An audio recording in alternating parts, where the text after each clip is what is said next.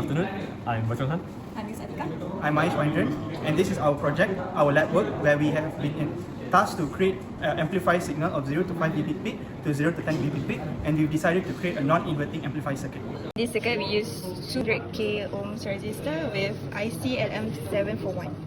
This is DC power supply. We use 2 channel and both value set to 12 volt. This is oscilloscope we use to observe input and output signals of amplifier circuit. And this is multimeter that we use to measure voltage and resistance. This is function generator. We set our frequency to 1 kHz and amplitude of 5 dB.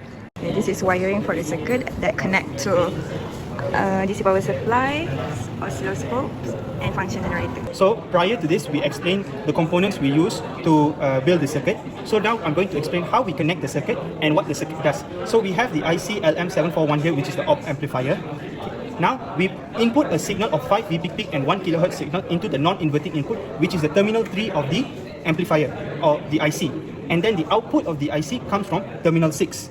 Then we connect our input from terminal 2 to the ground, and then the R feedback from terminal 2 to terminal 6. And then we have a positive DC input and negative DC input at terminal 7 and terminal 4.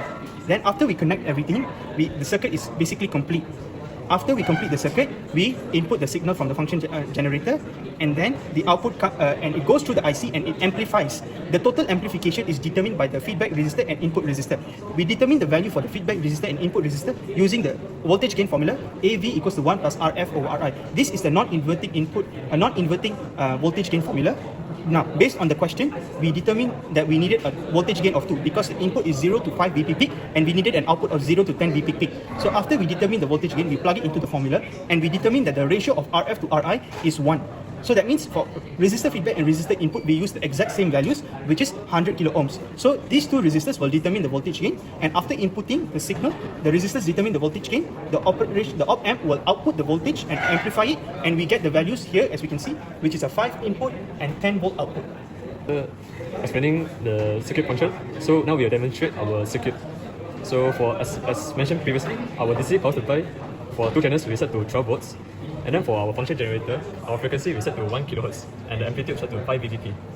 And when we turn on the function generator and the DC power supply, it should be amplifying with a voltage gain of 2.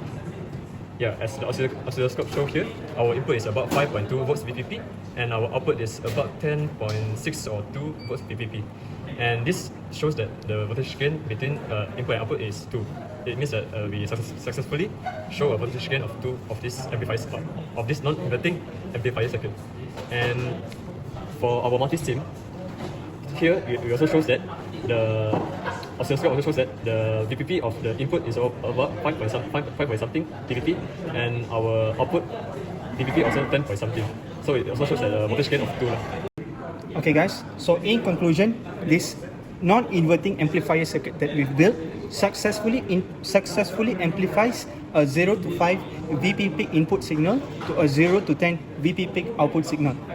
And this non-inverting amplifier circuit is suitable to be used in embedded circuits such as like Arduino or simple projects or anything. Now, the price for the components came about 2 ringgit 60 cents for the resistors as well as the IC.